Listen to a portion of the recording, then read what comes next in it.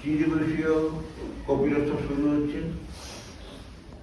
তো কপিলোৎসবের মূল লক্ষ্যটা হচ্ছে সংঘ মিলন। আমাদের প্রাচীন বৈদিক যুগ থেকে আমাদের যে একটা প্রথা প্রচলন সংঘের মিলন, এটা চলে আসছে। আমরা ঋগ্বেদে পাই সাংগাচ্ছেদম সংঘদত্তম মন্ত্রে, সেখানে খুব সুন্দরভাবে ঋষি বলেছেন যে সকলে একত্র হও, একত্র হয়ে সকলে সত্যপাঠ সমানভাবে সুরে সত্যপাঠ করো এবং তোমাদের মন প্রাণ সব এক হোক। এই সংগ্রামের লক্ষ্যটা, এই স্পিরিটটা যে আমরা একটা আদর্শ নিয়ে চলবো, সেই আদর্শটাকে আমরা মনে প্রাণে গ্রহণ করে আচরণ করবো। কিন্তু কথা হচ্ছে যে আমাদের পারিবারিক সাংসারিক ব্যাপারে এমন সমস্ত জায়গায় আমরা সব জড়িয়ে পড়েছি, সকলে বা সংসারী মানুষ তারা পেরে ওঠে না, নানা রকম হাত প্রতিবাদে আমরা আদর্শ থেকে বিচ্যুত হই। কিন্তু আমাদের বছরে একবার এসে একসাথে থেকে আবার সেটাকে ছাড়িয়ে নিই, আবার নতুন করে ইন্সপায়ার হওয়ার জন্য আমরা এটা করি। তা আমাদের যে এখানকার আদর্শ হচ্ছে সাংখ্যযোগ, এবং আমাদের যিনি সাংখ্যযোগের যিনি আদর্শ পুরুষ তিনি হচ্ছেন পরমহংস কপিলদেব। এই আমাদের তার লক্ষ্য, কপিলদেবকে আমরা কেন করবো, স্মরণ করবো? তিনি প্রথম মানুষ ঋষি এই ভারতে যিনি আমাদের শান্তির পথ দেখি। আমরা কেউ দুঃখ চাই না, দুঃখ মুক্তি আমরা চাই।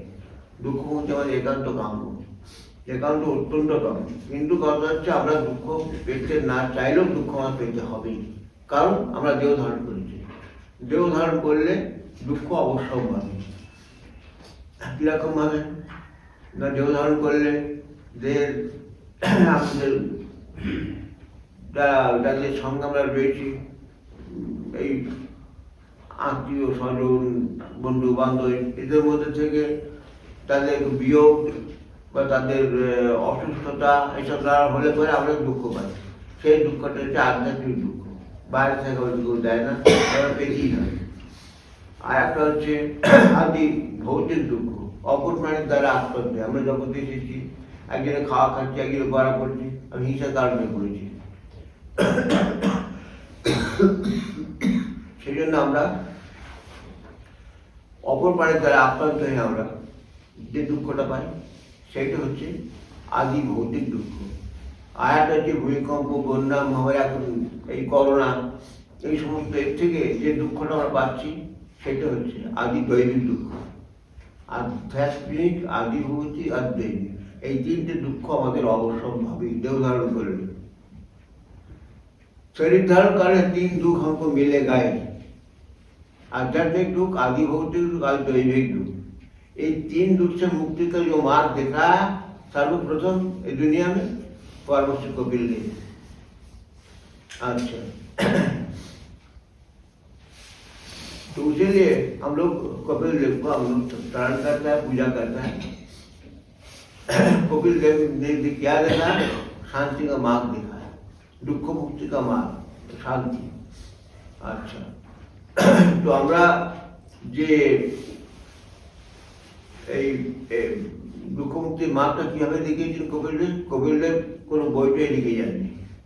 তিনি তার প্রিয় শিষ্য আসুরিকে, একমাত্র শিষ্য আসুরিকে তিনি নির্মাণ চিত্রের দ্বারা তিনি ওটা তাকে উপস্থিত করেছিলেন। নির্মাণ চিত্র কি? তিনি সমাধিস্থ হচ্ছিলেন, মুক্তির পথে অগ্রসর হচ্ছেন, তখন আসুরি তাকে প্রশ্ন করেছিলেন, প্রভু আমাকে এই মার্গটা দেখান, এই শান্তির পথটা আমাকে দেখান। তখন তিনি তাকে ওই বলেছিলেন, ধ্যানের দ্বারে তাকে বলেছিলেন, মুখে বলেননি। এই নির্মাণ চিত্র, এর মধ্যে মানে এতটুকু নির্মাণ চিত্র আশ্রয় করে যারা বলেন যে সাধকরা, তার মধ্যে এতটুকু ভ্রান্তি থাকে না। কিন্তু এমনি কথা বলতে গেলে অনেক রকম এলোমেলো কথা হয়ে যায়। কিন্তু ওখানে নির্মাণ চিত্রকে আশ্রয় করে বলেছেন বলে একবারে টু দি পয়েন্ট কথাটা বলে গেছে, একবারে অ্যাবসলিউট ট্রুথ জিনিসটা বলে গেছে। তো যাই হোক, কপিল মুনি আসুরিকে বলেছিলেন, আসুরি তার শিষ্য পঞ্চশীকে বলেছিলেন। পঞ্চশী এটা প্রথম বই লিখেছিলেন। সাংখ্য দর্শন। সাংখ্য দর্শন তার নাম ছিল স্বরাধ্যায়। 60টা তার এই ছিল, অধ্যায় ছিল, খণ্ড ছিল, কিন্তু সেই বইটা বর্তমানে বিলুপ্ত হয়ে গেছে। তার থেকে যে কিছু কিছু সূত্র আমরা পাই যোগভাষ্যে, পাতঞ্জল যোগভাষ্যে আমরা ওটা এই পাই। সেটাকে সাতটার সঙ্গে যে একত্রিত করে পঞ্চশীল আর সাংখ্য সূত্র এটা এই করে বলে ব্যাখ্যা করেছেন। যাই হোক, এইভাবে তো সাংখ্য যোগ এসছে, এবং সাংখ্যর যে প্র্যাকটিক্যাল সাইডটা, সাংখ্য তাত্ত্বিক দিক দিয়ে বলে গেল। সাংখ্য কারণ হল সংখ্যার দ্বারা এটা ব্যাখ্যাত হয়েছে, বিশ্লেষ করা হয়েছে জগৎকে, সেই জন্য সাংখ্য। সংখ্যা 25টি তত্ত্ব, 25টি তত্ত্বের দ্বারা এই জগৎটা নির্মিত হয়ে এসেছে। সেই জন্য সেটি কবিগুলি বলেছে কি কি। প্রথম হচ্ছে আমরা গ্রহিতা, গ্রহ, গ্রাহ্য। গ্রহিতা প্রথমে এলেন ভগবান হিরণ্যগর্ভদেবের, আমরা কি ঈশ্বর বলি, সৃষ্টিকর্তা যাকে বলি। তার সৃষ্টিটাও হয়েছে এরকম ভাবে, আমাদের জন্মেছেন যে সংস্কার, ওর সংস্কার উনি জন্মেছেন। তো কিন্তু তার প্রথমে হলো একটা পুরুষ প্রকৃতির বিলের হয়ে বুদ্ধি, বুদ্ধি বুদ্ধি থেকে বুদ্ধি বিকৃত হয়ে ক্রমশ তখন অহংকার, তারপরে হচ্ছে মন। এই সব মনের দুটো দিক আছে, একটা সংকল্পক মন, আর একটা হচ্ছে যে একাদশ ইন্দ্রিয় মন। সেই সংকল্প কল্পনার যার দ্বারা সেই মন, আবার একটা হচ্ছে যে সংস্কার আধার। সেই আমরা যখন অন্তঃকরণ ত্রয় বলছি, অন্তঃকরণ আর বাহ্যকরণ। অন্তঃকরণটা হচ্ছে যে মন, অহংকার, বুদ্ধি, এটা হচ্ছে অন্তঃকরণ। আর তার বহিকরণ হচ্ছে পঞ্চজ্ঞানেন্দ্রিয়, পঞ্চকর্মেন্দ্রিয়, এগুলো। তো এই ইন্দ্রিয়গুলো এর থেকে প্রথম হলো জ্ঞানেন্দ্রিয়, তাহলে চক্ষুকরণ, নাসিকাগ্রাহ্য, জিহ্বা, তারপরে হলো কর্মেন্দ্রিয়, বাক্পায়ু উপস্থ, তারপরে হচ্ছে প্রাণ, উদান, ধ্যান, অপর সমান প্রাণেন্দ্রিয়। কিন্তু প্রাণেন্দ্রিয়কে আলাদা করে করা হয় না, কর্মেন্দ্রিয়ের সঙ্গে যুক্ত করে দেওয়া হয়। সেই জন্য আমরা বলি যে চিত্তের মধ্যে থাকলেও কিন্তু আমরা আলাদা করে করে গ্রহণ করি না, সংখ্যা বা গণনা করা হয় না। তো এরপরে আমাদের এটা হলো আমাদের অন্তঃকরণ। অন্তঃকরণ বাহ্যকরণের নিয়ে করণ থেকে আমাদের আসছে কর্ম, যাকে কর্ম করে, কর্তা যার দ্বারা কর্ম করে, সেটা হচ্ছে বাহ্য। বাহ্য এর দিক দিয়ে সেটা কি হলো প্রথম বাহ্য বিষয়টা, বাহ্য জগৎটা পঞ্চতন্মাত্র। ভগবান হিরণ্যগর্ভের ওই অহংকার তত্ত্ব, অস্মিতা থেকে, সেইখান থেকে এলো বাইরের দিক থেকে এলো যে গ্রাহ্য বিষয়, পঞ্চতন্মাত্র। পঞ্চতন্মাত্রকে আরো বিকৃত হয়েছে পঞ্চভূত। পঞ্চতন্মাত্র শব্দ, স্পর্শ, রূপ আর গন্ধ মাত্র। তারপর হচ্ছে পঞ্চভূত, খিচি, অধ্যায়, মরিবম। তারপর নিচে এলো যে পঞ্চবাহ্য ভৌতিক, এটা কোনো তত্ত্ব না। তো এখানে 25টা তত্ত্বকে আমরা জন্ম কি চাই, শান্তি চাই। শান্তিতে পরিস্থিতি অতিক্রম করে আমাকে পঞ্চবিংশতম যে তত্ত্ব, পুরুষ তত্ত্ব, সেইখানে আমাকে যেতে হবে। সেখানে যাওয়ার উপায়টা কি? উপায় নাম হচ্ছে যোগ। যোগের মাধ্যমে যেতে হবে। আমাদের মনটাই এই বাহ্য এই সমস্ত কিছু নিয়ে একটা বিক্ষিপ্ত হয়ে থাকে। সেই বিক্ষিপ্তকে আমাকে একাগ্র করতে হবে, মনটাকে একাগ্র করতে হবে। কীভাবে একাগ্র করবো না, সে শুদ্ধ বুদ্ধ কেবল সেই ঈশ্বরের চিন্তা, তারপর বারবার ভেঙে যাবে, বারবার হবে, বারবার ভেঙে যাবে, বা এরকম করতে করতে সংগ্রাম করে নিজের মনকে একাগ্র করতে হবে। একাগ্র করে মনকে যখন আমরা একাগ্র কী হয়, সেইখানে মহাসেনজি বললেন অষ্টাঙ্গ যোগ, যম, নিয়ম, আসন, প্রাণায়াম, প্রত্যাহার, ধারণা, ধ্যান, সমাধি, এর দ্বারাই আমরা আমাদের মনকে একাগ্র করতে পারি। প্রথমে হচ্ছে যে যম নিয়ম। যমটা কি? অহিংসা, সত্য, অস্ত্র, ব্রহ্মচর্য, অপরিগ্রহ, এই যম। মানে সংযম, এর দ্বারা আমাদের মনকে সংযম করতে হবে। শুদ্ধ পবিত্র মন না হলে কখনই ধ্যান জপ হবে না। শুদ্ধ আগে আমাকে শুদ্ধ পবিত্র মন করতে হবে, সেই জন্য অহিংসা, সত্য, অস্ত্র, ব্রহ্মচর্য, অপরিগ্রহ এগুলো পালন করতে হবে। তারপর হচ্ছে নিয়ম, শৌচ, সন্তোষ, তপস্যা, শ্রদ্ধা, ঈশ্বর পরিধান। সেই তো শৌচ, শুচিতা। আমি কিন্তু অহিংসা সত্য করে বললাম না, এই কারণে সবার সকলে জানে অহিংসা কি, সত্য কি, অচৌর্য, চুরি না করা, অস্ত্র আর কি, অহিংসা, সত্য, অস্ত্র, ব্রহ্মচর্য এবং ইন্দ্রিয় সংযম করা। আর হচ্ছে তারপরে অপরিগ্রহ, অতিরিক্ত নিজের প্রয়োজনে অতিরিক্ত গ্রহণ না করা, অপরিগ্রহের অন্তর্গত।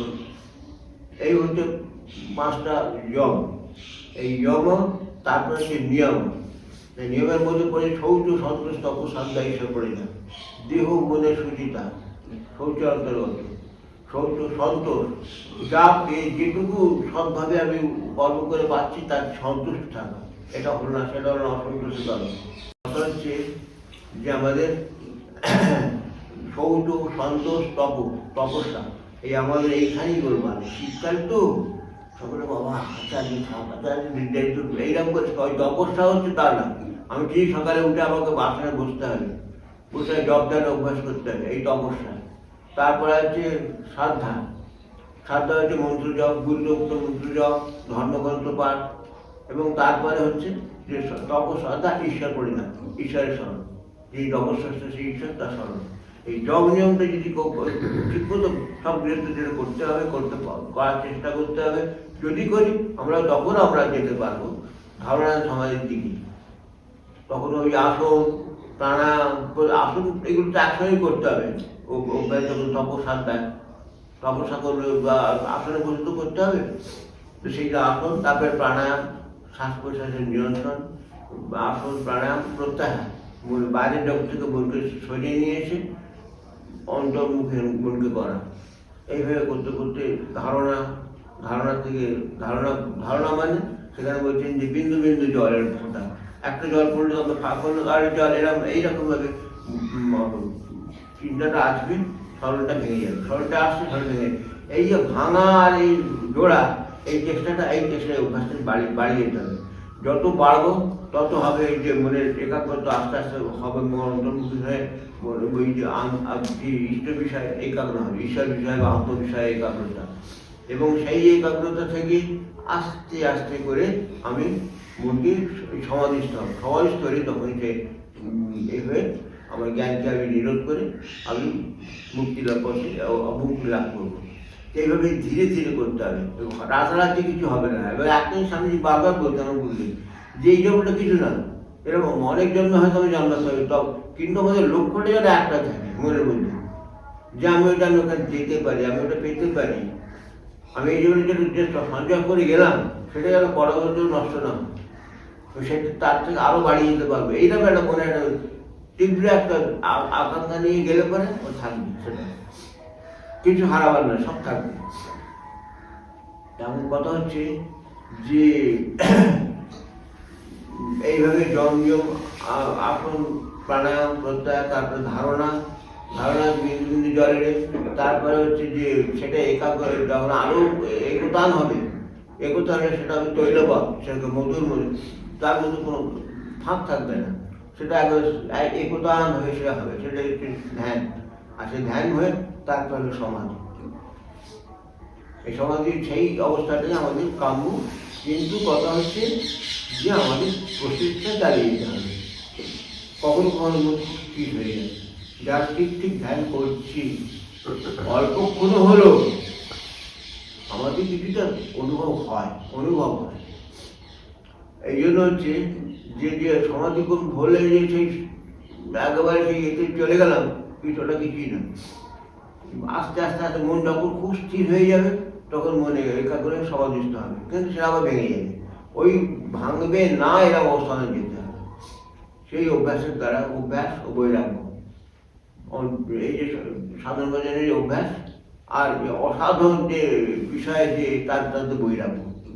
আমাদের মন বাইরের দিকে বারবার টানছে, আমি বাবার সঙ্গে তুলে নিয়ে আসছি যে না, আমি ওই যে চিন্তাটা, বিশেষ করে যখন আসলে বসতে হবে তখন আমি অন্য কোনো চিন্তা করবো না, আর ওই সময় বেশি হবে। সেই জন্য হচ্ছে যে আমি করবো না, এরা দৃঢ় পেয়নি। ওই যে আপনার বলেছেন না যে নিঃশ্বাস প্রত্যবেক্ষা মুহুর্মুহু, প্রতিক্ষণে আমি ভেতরে ভিতরে দেখা যে আমি ঠিক মতো আছি তো, ঠিক চিন্তা করছি, ঠিক কথা বলছি, এইরকম ভাবে প্রথমে এইটা অভ্যেস করতে করতে করতে করতে হবেই হবে। আমি এই জন্য বলছি যে আমার নিজে হয়েছে সেটাই বলছি, আমার যে নামটা আমি বলতাম না, হবেই হবে। যেটা ঋষিরা বলে গেছেন ওদের কথা একবার শিবাক্য একবার সত্য, তারপরে এতটুকু ভাঙছি নেই। কিন্তু আমরা যতটা করবো ততটা, আমি করবো অল্প। সেই মনে হয় আমি এটা স্বামী বিবেকানন্দের জীবনে জানতাম নরেন্দ্র, উনি জানতেন যে ধ্যান করলে জটা বেড়ে, জটা নামে, ধ্যান করতে করতে মানে তাকাচ্ছেন জটা নামতে কিনা। এইরকম রাতারাতি কিছু হওয়ার নয়, জটার মধ্যে যাই হোক।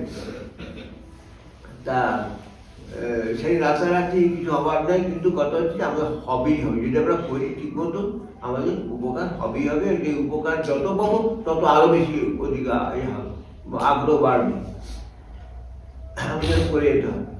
একজন এলো স্তোত্রপাঠে আসছিল, তারপর হঠাৎ স্তোত্রপাঠ বন্ধ করে দিল, যে বাড়িতে বসে আছে, তার কি হবে? ওনার কি হবে? অভ্যাসটা, ভালো অভ্যাসটা নষ্ট করতেন, সেটা চালু রাখতে হবে সবসময়। যে চালু রাখবে তার হবে, যে চালু রাখবে না হবে না, ওই পর্যন্ত থেকে গেল। তো এই স্তোত্রপাঠ, সকালে স্তোত্রপাঠে আসা এবার তো তপস্যার অন্তর্গত।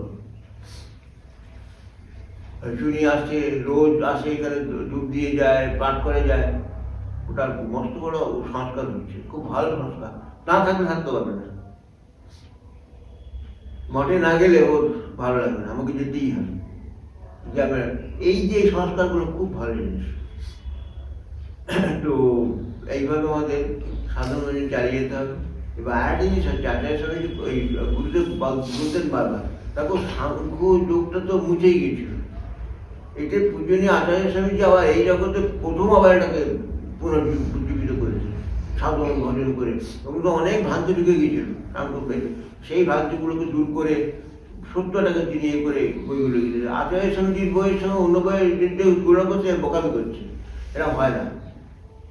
উনিও করে তো যা যা বলেছে তাদের লেভেলে তারা কথা বলেছে। আচার্য স্বামীজি বলছেন আসল ট্রুথ, তখন কোনো ভ্রান্তি নেই। তাকে তিনি সাধন করেছেন, তিনি জীবনটাকে উৎসর্গ করেছেন।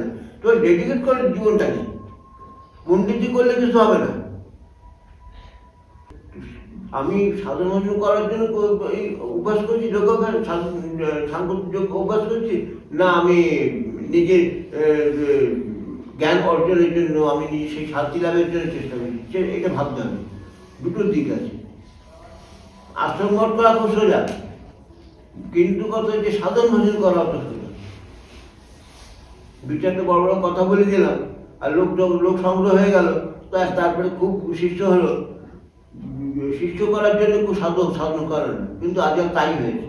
একটু যে যেমন দেখা আছে না, সেই এ বলছি যে ছোট মমতা শঙ্কর বলছে, আমার নাচের স্কুলে একদিন নাচ শিখলো, তখন সেটা নাচ স্কুল করে দিল, সেটা যখন শুরু করে দিল, তো কি হবে? তার ডান্সে সেইরকম হবে। সমস্ত জিনিসটাকে কে কিভাবে করছে, তার জীবনটাকে উৎসর্গ করছে সেই জন্যে, সেই আদর্শের জন্যে না, কিছুদিন সাধন করে তারপরেই ব্যাস চলে গেল। ওই সাধন ভজনটাকে এ করে ধরে রাখতে হবে। আমি অরিন্দকে বলছি, ও অত দূরে থাকে, ও তো ওখানে পড়ছে, ওই দূর থেকে ও কাজ করার মতো, এইটাই দরকার, প্রত্যেক গৃহস্থের এটা দরকার যে আমরা সাধারণ জন্য করবো, আবার আমার নিজের বাইরের যে কাজ করছি করবো। পুরোপুরি সাধন করতে পারবো না, স্বাভাবিক, সকলের পর সম্ভব নয়। কিন্তু কথা হচ্ছে যে দুটোকে ধরে রাখা, ভালোটাও থাকবে, ওটা থাকুক, আর এটাও থাকুক, দুটো নিয়ে আমাদের চলতে হবে।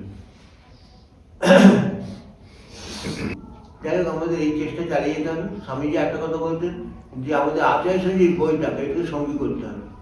এই বইয়ের মধ্যে আসল জিনিস রয়েছে, এবং সমস্ত বইটাকে যে আমি পড়ে মুখস্থ করবো তার দরকার নেই। যেই জায়গাটা আমার ভালো লাগছে সেই অংশটা আমি নিয়ে বারবার করে পড়বো, পড়ে সেইখান থেকে আমি এটাকে করবো, আচরণ করবো, করে আমি এগিয়ে যাবো। সকলেই পারবে সেটা, সেটা খুব কঠিন জিনিস নয়। আর এই স্তোত্র 12 8 ঘন্টা স্তোত্র পাঠ করে গেল, কজন স্তোত্র পুরো পাঠ করবে, শুধু মুখে বেড়ে যাচ্ছে। তার যে লাইনগুলো আমার ভালো লাগে, যে শ্লোকগুলো যেগুলো আমার মনকে একাগ্র করে, মনকে শান্ত করে, সেই জায়গাটা বারবার করবো। ঈশ্বর সঙ্গে চিন্তা করলে আমরা বলছি সমাহিতা শান্তা নিঃসঙ্গা নিরাশিতা আত্মানং জ্ঞান সম্যক সস্তায় সে নমো নমঃ। এটা তাকে বলছি, কিন্তু আমাকে ওই অবস্থায় যেতে হবে। শান্ত সমাহিত মনকে একাগ্র করে আমি সেই আত্মস্থ জ্ঞান সম্যক, নিজের আত্মাকে সম্যক জেনে আমি সেইখানে স্থির হয়ে থাকছি। এইটা তার মতো হয়ে থাকছে। ঈশ্বরকে স্মরণ করা মানে ঈশ্বরের মতো হওয়া। ঈশ্বর আমরা যে রূপটা দিচ্ছি, রূপটা আসল নয়। স্বামীজি বারবার বলতেন, মুখের দিকে লক্ষ্য রাখো। আমাদের শান্তিতে লেখা আছে, মুখে শান্ত ভাবটা, প্রশান্ত ভাবটা তুলে নাও নিজের মধ্যে নিয়ে তারপর চোখ বন্ধ করে সেই অবস্থাতে সোহম স্বয়মে সর্বম আত্মনিবেদম স্মার স্মার কীর্তন সামনে সামনে, এইভাবে মনকে এ করে আমাকে আচরণ করতে হবে। তাহলেই মন আমাদের স্থির হবে। মনকে স্থির করে এটা আসল জিনিস। এখন পাগলের সংখ্যা বেড়ে গেছে, তারপর মন অস্থির হয়ে গেছে সবসময়, এটা করো সেটা করবো, ওটা করবো সেটা করতে করতে পাগলের সংখ্যা বেড়ে গেছে। অনেক লেখাপড়া করেছে কিন্তু পাগল, তার কি হলো? তো সেই জন্য হচ্ছে যে এইটা বেড়ে এটা সংখ্যাটা বাড়ার কারণ হচ্ছে যার অস্থিরতার লক্ষ্য। বাড়ির লোকেদেরও দোষ আছে, তারপরে নিজের মেন্টালিটি এই রাখতে পারে, ব্যালেন্স রাখতে পারে পাগলে।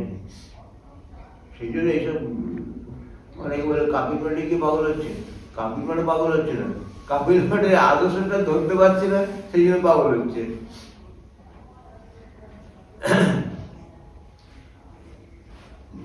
এইভাবে আমাদের এগিয়ে যেতে হবে। তো আমাদের এই যে আদর্শ পথ, আমাদের মনের মধ্যে একটা দৃঢ় সংকল্প নিয়ে এগিয়ে যাওয়া, যে আমাকে এই পথ কিছুতেই আমি একটু সরবো না, আমি ধরে রাখবো। এবং আমাদের প্রত্যেকেরই যারা বয়স হয়ে যাচ্ছে, তাদের আস্তে আস্তে সময় চলে যাচ্ছে, এর মধ্যে যেটুকু পারি আমি বুঝতে একটা কথা দেখো, যা কিছু করছো এই অল্প বয়সে করে না, বেশি বয়সে কিন্তু হবে না। এটা পরিষ্কার বলে, আমি এখন বুঝতে পারি। আমি আগেই যা আসনে বসে এই করেছিল, এখন অনেক শারীরিক কারণে, কিন্তু মনটা যে ধরে রেখেছি তখন অভ্যাস করে সেটা পারি। শুয়ে শুয়ে বসে বসে চলতে চলতে সবসময় একটা স্মরণের মধ্যে থাকা, এটাই সবচেয়ে বড় জিনিস। আচার্যের স্মৃতি সাধনটাকে ভীষণ জোর দিয়েছেন। স্মৃতি সাধন শয্যাসনস্থ প্রতি প্রাজনবা, সেই শয্যা থাকো, আসলে থাকো, ঘুরতে থাকো, সবসময় স্মরণটা একটা দেওয়া হবে। আমার শরীরটাকেই চালিয়ে নিয়ে যাচ্ছে সেই আত্মা, সেই আত্মস্বরূপকে এইভাবে সেই প্রশ্ন করা এবং সেইভাবে তাকে ধরা, সেই আত্মাকে জ্ঞান সম্যক, যাকে সম্যক হয়ে জানতে চেষ্টা করতে হবে। একটা সত্তা আমাদের মধ্যে রয়েছে, সে ভালো মন্দ সুখ দুঃখ সবকিছু অনুভব করছে, কিন্তু সে কিছু করছে না, বুদ্ধি করছে। বুদ্ধির উপরে তিনি রয়েছে, তিনি শুধু দোষটা দেখে যাচ্ছে, সাক্ষী।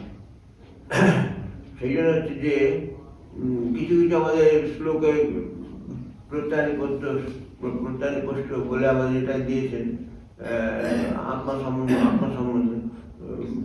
পাত্রী স্বামীজি দেখলো যে এখানটা কথা বলতে গেলে এখানে এসে পড়বে বললাম। তিনি তো কি দেখেন না, তিনি তো দোষ সাক্ষী মাত্র। আর যে তার প্রত্যেকে যে প্রশ্ন যে দেখে, তার সেটা কাজ হয়ে গেল, সেটা কি এসে গেল, তার তিনি অংশগ্রহণ করেন। যাই হোক, এইভাবে আমাদের জিনিসটাকে খুব সূক্ষ্মভাবে ধরতে হবে, নিতে হবে। তারা কিন্তু হবে না। যেমন একজন স্বামী আমাকে বলেছেন, এই লেখা রয়েছে যে ঈশ্বর একবারই নির্মাণ চিত্ত আশ্রয় করে ওই সৃষ্টি এর আগে যদি কেউ মোক্ষ লাভ করে, কবির মুনি যারা করেছিলেন নির্মাণ চিত্ত আশ্রয় করে অসাধারণ স্বীকৃতি দিয়েছিলেন। আমি ফট করে একটা প্রশ্ন, ওইখানে প্রশ্ন সেই করে স্বামীজি বলেন যে এই যে নির্মাণ চিত্ত যে ঈশ্বর যে একবার করছেন আর বহুবার করছেন তো সেটা একবার বহু তফাৎটা কি হলো? চুপ করে কি বলছেন, এটা বেশি আলোচনা করলো। তো নির্মাণ চিত্ত আশ্রয় করে এইগুলো যে বলা যায় এবং সেটাই অ্যাবসলিউট ট্রুথ, এটা কি সাধকেরা সবসময় মুখে কথা বলেন না, যারা খুব উচ্চকোটি তারা মন দিয়ে মনে কথা বলে, মন দিয়ে থট ট্রান্সফার করে। এই থট ট্রান্সফার ওইটাকে ওই চিন্তা দিয়ে চিন্তা করে সেটাকে করলে পরে সেটার মধ্যে কোনো ভ্রান্তি থাকে না। অন্য এটা কথা বললেই ওরা ভ্রান্তি এসে যায়। তো আমাদের এই যে কালকে আগামীকাল আমাদের সেই উৎসবে আমরা সকলে যোগদান করবো খুব শ্রদ্ধা ভক্তি সহকারে। এবং আমাদের যে যে তিনটে আমাদের আদর্শ তিনটে স্মরণ নিতে হবে। প্রথম হচ্ছে গর্ভবতী কপিলদেব আমাদের আদর্শ গুরু, আমাদের আদর্শ হচ্ছে সাংখ্য, এবং আমাদের যে সংঘের যে মিলনটা হয় সেই সংঘ সেই সঙ্গে এই তিনটি সঙ্গে এই তিনটে কি স্মরণ করে আমরা উচ্চারণ করি। কোথায় বলবো তারপরে সব আপনারা বলুন। কপিলং শরণং গচ্ছামি, কপিলং শরণং গচ্ছামি, সাংখ্যং শরণং গচ্ছামি, সাংঘং শরণং গচ্ছামি, সংঘং শরণং গচ্ছামি, সংঘং শরণং গচ্ছামি। ওম পূর্ণমদঃ পূর্ণমিদং পূর্ণাৎ পূর্ণমুদচ্যতে পূর্ণস্য পূর্ণমাদাৎ পূর্ণমেবাবশিষ্যতে। ওম শান্তি শান্তি শান্তি। ওম